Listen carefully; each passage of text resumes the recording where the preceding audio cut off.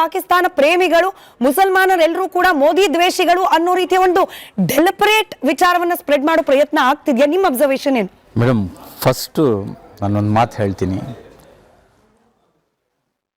ನಮ್ಮ ನರೇಂದ್ರ ಮೋದಿ ಸಾಹೇಬರು ನಮ್ಮ ಪ್ರಧಾನಿ ಅಂದರೆ ಪ್ರೈಮ್ ಮಿನಿಸ್ಟರ್, ನಮಗೆ ಎಲ್ರಿಗೆ, ಬಿ ಜೆ ಪಿಗೆ ಎಲ್ಲ ಎಲ್ರಿಗೆ, ಅದು ನಸೀರ್ ಅಹಮದ್ ಸಾಹೇಬರು ಮಾತು ಹೇಳಿದಾರ, ಅದನ್ನು ನಾನು ಖಂಡಿಸ್ತೀನಿ. ಅದು ಬೇರೆ ಏನಂದರೆ ನೋಡಿ, ಅದೇ ಜಾಗನಲ್ಲಿ ನಸೀರ್ ಅಹಮದ್ ಸಾಹೇಬ್ ಜಾಗನಲ್ಲಿ ಇವರು ನಾಗರಾಜ್ ಯಾವುದೋ ಇದ್ದರೆ, ರಮೇಶ್ ಬಾಬು ಅವರು ಹೇಳಿದರೆ ಈ ಮಾತು ಹೇಳ್ತಾ ಇದ್ರ ಸಿ ಟಿ ರವಿ ಏನು ಹೇಳ್ತಾ ಇದ್ರು? ಪಾಕಿಸ್ತಾನ ಪದ ಎತ್ತಾ ಇದ್ರ? ಇಲ್ಲ. ನಸೀರ್ ಅಹಮದ್ ಮುಸಲ್ಮಾನ್ ಅಂತ, ಒಬ್ಬ ಮುಸ್ಲಿಂ ಅಂತ ಅಷ್ಟು ದೊಡ್ಡ ಮಾತು ಹೇಳಿದ್ದಾರೆ. ಮುಸಲ್ಮಾನರಿಗೆ ನೋಡಿ ಮೇಡಮ್, ಪಾಕಿಸ್ತಾನ ಅಂದರೆ ನಮ್ಮ ಇವ್ರು ಹೇಳಿದ್ರಲ್ಲ, ನಮಗೆ ಒಂಥರ ಅಸಹ್ಯ. ಸತ್ಯ ಹೇಳ್ರಿ, ಸುಳ್ಳು ಹೇಳಕ್ ಹೋಗ್ಬೇಡಿ. ನಮ್ಮನ್ನು ಏನ ದೊಡ್ಡ ಪದ ಬೈದ್ ಬಿಟ್ರೆ ನಾವು ಸುಮ್ಮನೆ ಇರ್ತೀವಿ. ಇನ್ನು ಪಾಕಿಸ್ತಾನಿ ಅಂದ್ರೆ ಹೇಳಿದ್ರೆ ನಮಗೆ ಸಾಹಸಕ್ಕಾಗಲ್ಲ. ಅದು ಈಗ ಒಂದು ನೋಡಿ, ಒಂದು ಇದು ನಡೀತಾ ಇದೆ ಕರ್ನಾಟಕದಲ್ಲಿ. ಯಾರನ್ನ ಏನನ್ನ ಮಾಡಿದ್ರೆ ಅದಕ್ಕೆ ಪಾಕಿಸ್ತಾನ ಹೆಸರು ತಗೊಂಡು ಮುಸಲ್ಮಾನ್ ಮೇಲೆ ಅಟ್ಯಾಕ್ ಮಾಡೋದು, ಅದು ಒಂದು ಪದ್ಧತಿ ಬಂದ್ಬಿಟ್ಟಿದೆ ಬಿಜೆಪಿನಲ್ಲಿ.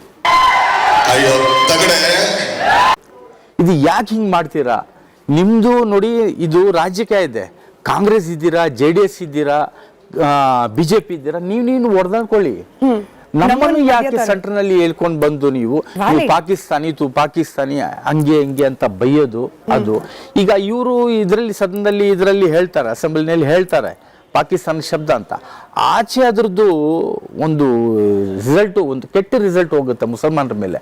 ಅದಕ್ಕೆ ನಾನು ದಯವಿಟ್ಟು ಇದರಲ್ಲಿ ನಾನು ಹೇಳೋದು, ಪಾಕಿಸ್ತಾನಿಗೆ ಮುಸಲ್ಮಾನಿಗೆ, ಇಂಡಿಯನ್ ಮುಸಲ್ಮಾನ, ಹಿಂದೂಸ್ತಾನಿ ಮುಸಲ್ಮಾನಿಗೆ ಪಾಕಿಸ್ತಾನಿಗೆ ಕನೆಕ್ಷನ್ ಇಲ್ಲ. ಕನೆಕ್ಷನ್ ಇದ್ದಿದ್ರೆ ನಾವು ಅಲ್ಲೇ ಹೋಗ್ಬಿಡ್ತಾ ಇದ್ರು, ಇಲ್ಲಾಂದ್ರೆ ಕನೆಕ್ಷನ್ ಇದ್ದಿದ್ರೆ ಅವರೇ ಇಲ್ಲೇ ಇರ್ತಾ ಇದ್ರು. ಮೋಸ್ಟ್ ಬುರುಡೆ ಅಂದ್ರೆ ಅದೇನೆ. ಅವರು ನಮ್ಮನ್ನು ದ್ರೋಹ ಮಾಡಿದ್ದಾರೆ, ನಮ್ಮ ಮಾತು ಕೇಳಿಲ್ಲ, ಇಲ್ಲೇ ಇರಿ ಅಂತ ನಮ್ಮನ್ನು ಬಿಟ್ಬಿಟ್ಟು ಹೋಗಿರೋದು.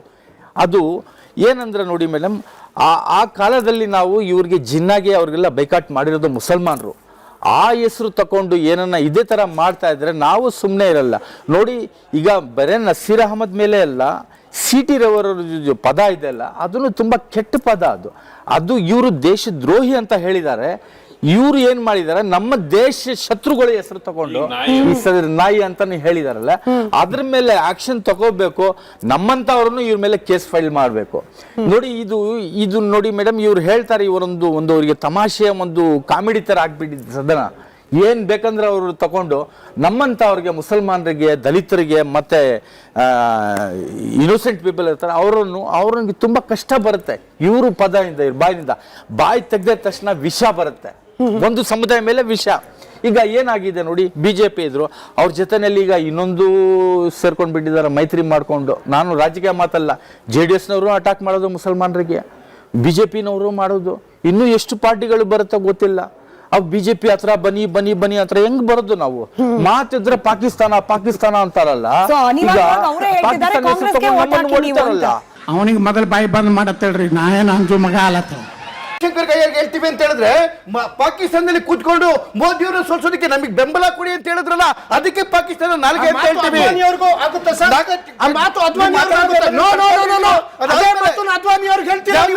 ಪಾಕಿಸ್ತಾನಕ್ಕೆ ಹೋಗಿ ಬಿರಿಯಾನಿ ಮೋದಿ ಅವ್ರು ಹೇಳ್ತೀರಾ, ಪಾಕಿಸ್ತಾನಕ್ಕೆ ರೈಲು ಮತ್ತೆ ಬಸ್ ಬಿಟ್ಟಂತ ವಾಜಪೇಯಿ ಹೇಳ್ತೀರಾ ನೀವು? ಮಾತಾಡಬೇಕಾದ್ರೆ ಉಳಿತಾ ಇದ್ರೆ ಸ್ವಲ್ಪ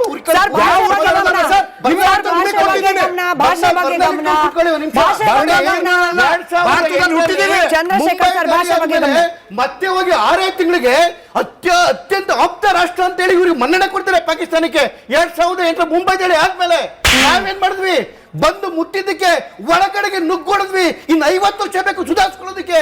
ಇದು ದೇಶ ಪ್ರೇಮ ಅಂತ ಹೇಳಿದ್ರೆ ಇದು ಆಕ್ಚುಲಿ ಚೆನ್ನಾಗಿ ಸ್ಪೀಚ್. ಯಾವ ಯಾಸಿನ್ ಮಲ್ಲಿಕ್ ಭಾರತೀಯ ಕೊಲ್ತಾ ಇದ್ದ ಪಾಕಿಸ್ತಾನಿ ಏಜೆಂಟ್ ಆಗಿ ಅವ್ರನ್ನ ಪ್ರಧಾನಮಂತ್ರಿಗಳಾದ ಮನಮೋಹನ್ ಸಿಂಗ್ ಕರ್ಕೊಂಡ್ಬಂದು ರಾಷ್ಟ್ರದಲ್ಲಿ ಕೂತ್ಕೊಂತಾರಲ್ಲ, ಇದೇನಂತ ಹೇಳ್ತೀವಿ ನೀವು ಇದಕ್ಕೆ? ಸಿ ಟಿ ರವಿ ಅವರು ಮಾತಾಡಿರ್ಬೋದು, ಅದು BJP ಅವರು ಮಾತಾಡಬಹುದು. ಯಾರು ಪಾಕಿಸ್ತಾನದ ಮಾತುಗಳನ್ನ ಆಡ್ತಾರೆ ಅದು ನಾಲಿಗೆ ಬಿಟ್ಬಿಟ್ರೆ ಇದಕ್ಕೂ ಮುಸಲ್ಮಾನ್ ಸಮುದಾಯಕ್ಕೂ ಸಂಬಂಧವೇ ಇಲ್ಲ. ಯಾಕೆ ಪಾಕಿಸ್ತಾನದ ನಾಲಿಗೆ ಅಂತಕ್ಕಂಥ ಪದ ಬರುತ್ತೆ ಅಂತ ಹೇಳಿದ್ರೆ, ಯಾರು ಸದನದೊಳಗಡೆ ತಡ್ಕೊಳ್ರಿ ನಸೀರ್ ಒಂದ್ ಅಹಮದ್ ನಿಮಿಷ ರೀ, ಮುಸಲ್ಮಾನ. ನಿಮ್ದು ಏನ್ರಿ ಪ್ರಾಬ್ಲಮ್? ಅಲ್ಲ, ಮುಸಲ್ಮಾನರು ಅಂತ ಒಂದ್ ನಿಮಿಷ ಪದ ಹಂಗೆ ಕೂತ್ಕೊಳ್ಳಿ ಒಂದ್ ನಿಮಿಷ. ಹಾ, ಮಾತಾಡಿ, ಮಾತಾಡಿ, ಹೇಳಿ ನೀವು, ಹೇಳಿ. ಯಾರು ಸದನದೊಳಗಡೆಗೆ ನಿಂತ್ಕೊ ಸದನದ ಏನು ವಿಧಾನಸೌಧದ ಒಳಗಡೆಗೆ ಪಾಕಿಸ್ತಾನ ಜಿಂದಾಬಾದ್ ಅಂದ್ರು, ಅದು ಕೂಡ ಯಾವಾಗ್ಲೂ ಜ್ಞಾಪಕ ಬರ್ತದೆ.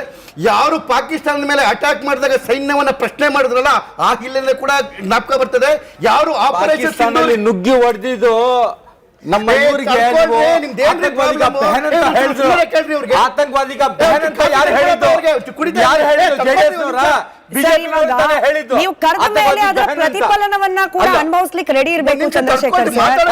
ನೋಡಿ, ನಿಮ್ಮ ಪಕ್ಷದ ನಾಯಕರು ಆಡಿದ ಮಾತಿನ ಪ್ರತಿಫಲನವನ್ನು ನೀವು ಅನುಭವಿಸಬೇಕು. ಇದೆಲ್ಲ ಡಿಬೇಟ್ ಅಲ್ಲ, ಇದು ಮಾತಾಡೋದು ಬಿಟ್ಬಿಟ್ಟು ಆಮೇಲೆ ಮಾತಾಡ್ಲಿ. ಆಯ್ತು, ನೀವು calm down ಆಗಿ ಮಾತಾಡಿ, ಅಷ್ಟೇ ವಿನಂತಿ.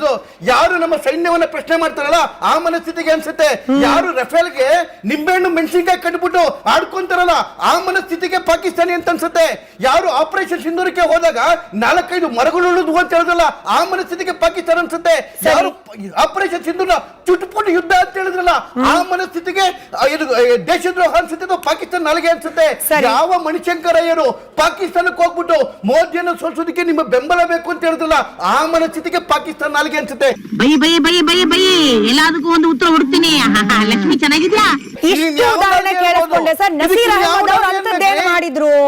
ನಸೀರ್ ಅಹಮದ್ ಅವರು ನೀವು ಇಷ್ಟು ಲೆಕ್ಕ ಕೊಟ್ರಲ್ಲ, ಅದ್ರಲ್ಲಿ ಯಾವ್ದನ್ ಮಾಡಿದ್ರು ಅಂತ ಹೇಳಿ ಅವ್ರನ್ನ ಪಾಕಿಸ್ತಾನಿ ನಾಲಿಗೆ ಅಂದ್ರು. ನಸೀರ್ ಅಹಮದ್ ಇವತ್ತು ಫಸ್ಟ್ ಮಾತಾಡ್ತಿರೋದಲ್ಲ, ಮುಂಚೆಯಿಂದ ಮಾತಾಡ್ತಿರ್ಬೇಕಾರೆ ಒಬ್ಬ ಪ್ರಧಾನಮಂತ್ರಿಯನ್ನ ಅಲಿಬಾಬಾ ಮತ್ತು 40 ಕಳ್ಳರು ಅಂತಕ್ಕಂಥ ಪದ ಬಳಸ್ಬೇಕಾರೆ ಆ ಮನಸ್ಥಿತಿ ಅಂತದಿರ್ಬೇಕು.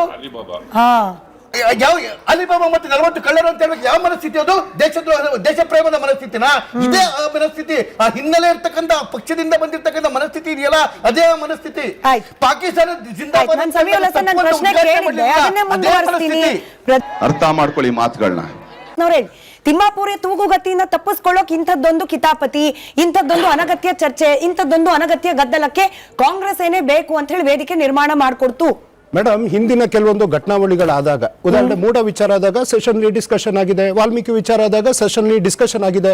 ಈಗ ಸೆಷನ್ ಅಲ್ಲಿ ಒಂದು ಗೌರವಪೂರ್ವಕವಾಗಿ ನಡ್ಕೊಳ್ಬೇಕಾಗಿರ್ತಕ್ಕಂಥದ್ದು, ಆಳುವ ಸರ್ಕಾರ ಹೇಗಿದೆ ಅದಕ್ಕೆ ತಕ್ಕನಾಗಿ ಒಂದು ವಿರೋಧ ಪಕ್ಷ ಕೂತ್ಕೊಬೇಕಾಗ್ತದೆ. ಅವರ ಆಡುವ ಪದಗಳು, ಅವರು ನಡೆದುಕೊಳ್ಳುವಂತ ರೀತಿ, ಅವರ ನಡವಳಿಗಳು ಸದನದಲ್ಲಿ ಬಹಳ ಮುಖ್ಯ ಆಗ್ತದೆ. ಆಡಳಿತ ಪಕ್ಷಕ್ಕೆ ಅಪ್ಲೈ ಆಗಲ್ವಾ ಸರ್? ಅಲ್ಲ, ನಾನು ಇನ್ಕ್ಲೂಡಿಂಗ್ ಆಡಳಿತ ಪಕ್ಷ ಮೇಡಮ್, ನನ್ನ ಫಸ್ಟ್ ಹೇಳ್ಬೇಕಾದ್ರೆ ಹೇಳಿದ್ದೀನಿ, ನಜೀರ್ ಅಹಮದ್ ಅವರ ಹೇಳಿಕೆಯನ್ನ ನಾನು ಸಮರ್ಥನೆ ಮಾಡೋದಿಲ್ಲ ಅಂತ ಹೇಳಿದ್ದೀನಿ.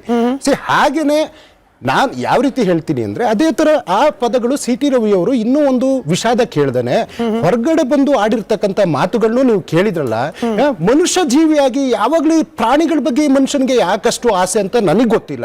ಚಿಕ್ಕಮಂಗ್ಳೂರ್ನ ಜನ ಒಂದು ಅವಕಾಶ ಕೊಟ್ಟಿದ್ರಲ್ಲ, ಚಿಕ್ಕಮಂಗ್ಳೂರ್ನಲ್ಲಿ ಇಲ್ಲಿ ತನಕ ಸಾಧನೆ ಏನ್ ಮಾಡಿದಿರಿ ಅಂತಂದ್ರೆ, ಅಲ್ಲಿ ಎಂತದ್ದು ಇದು ಯಾವುದು ದತ್ತಪೀಠ, ಬಾಬಾ ಬುಡನ್ಗಿರಿ, ಇದನ್ನ ಬಿಟ್ರೆ ಅದೊಂದು ಟೂರಿಸಂ ಹಬ್. ಅದು ಇವತ್ತು ಅಲ್ಲಿ ಸಾಧನೆ ಮಾಡಕ್ ಆಗ್ದಿಲ್ದವರು ಕೇವಲವಾದಂತ ಮಾತಾಡಿ ಈ ತರ ಆಗ್ತಾ ಇದ್ದಾರೆ. ಪ್ರಾಣಿಗಳ ಬಗ್ಗೆ ಮಾತನಾಡೋರು, ಬಾಯಿಗೆ ಲಗಾಮ್ ಇಲ್ದಂಗ್ ಮಾತನಾಡೋರು ನಿಮ್ ಪಕ್ಷದಲ್ಲೂ ಇದ್ದಾರೆ ಸರ್.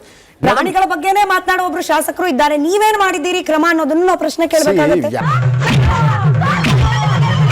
ಮೇಡಮ್, ಇವತ್ತು ತೇಜಸ್ವಿ ಸೂರ್ಯ ಅನ್ನುವಂತಹ ಒಬ್ರು ಸಂಸದರು ಏನ್ ಹೇಳ್ತಾರೆ, ಮುಸಲ್ಮಾನರು ಪಂಚರ್ ಹಾಕರು ಅಂತ ಹೇಳಿದಾಗ ಮಾರನೇ ದಿನ ಬಂದು ಮಾನ್ಯ ಶ್ರೀ DK ಶಿವಕುಮಾರ್ ಹೇಳ್ತಾರೆ, ದೇರ್ ಮೈ ಬ್ರದರ್ಸ್ ಅಂತ. ಈ ದೇಶದಲ್ಲಿ ಯಾವ್ದಾದ್ರು ಒಂದು ಘಟನಾವಳಿ ಆದ್ರೆ ನೋಡ್ರಿ, ದೇರ್ ಯುವರ್ ಬ್ರದರ್ಸ್ ಅಂತ. ಅಂದ್ರೆ ಯಾವ ಘಟನೆಗೆ ಇಡೀ ಸಮಾಜ ಸಮುದಾಯವನ್ನ ಇವರು ತುಳಿಯುವಂತ ಕೆಲಸ ಮಾಡ್ತಾ ಇದ್ರಲ್ಲ, ಇದು ಎಷ್ಟು ಸರಿ? ಮೇಡಮ್, ಇವತ್ತು ನೆಹರೂರವರು ಈ ದೇಶಕ್ಕೆ 9 ವರ್ಷ ಜೈಲು ಶಿಕ್ಷೆ ಅನುಭವಿಸಿದ್ರು ಸ್ವಾತಂತ್ರ್ಯಕ್ಕೋಸ್ಕರ.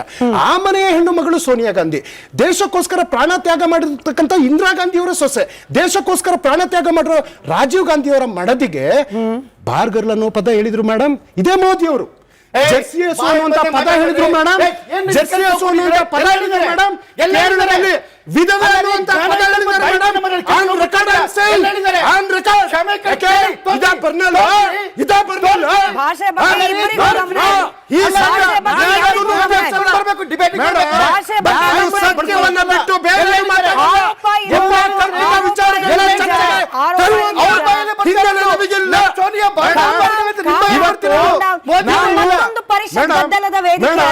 ನಾವು ಪೂಜಿಸುವಂತ ಭಾರತ ಭೂಮಿಯವರು ನರೇಂದ್ರ ಮೋದಿ ಅವರು ನಾವೊಂದು ಮದುವೆ ಆದ್ರೂ ಸಮೇತ ಮದುವೆನೇ ಆಗಿಲ್ಲ ಅಂದವರು ಅವ್ರು ಹೇಗೆ ಸೋನಿಯಾ ಗಾಂಧಿ ಅವ್ರಿಗೆ ವಿಧವೆ ಅಂತ ಕರೀತಾರೆ?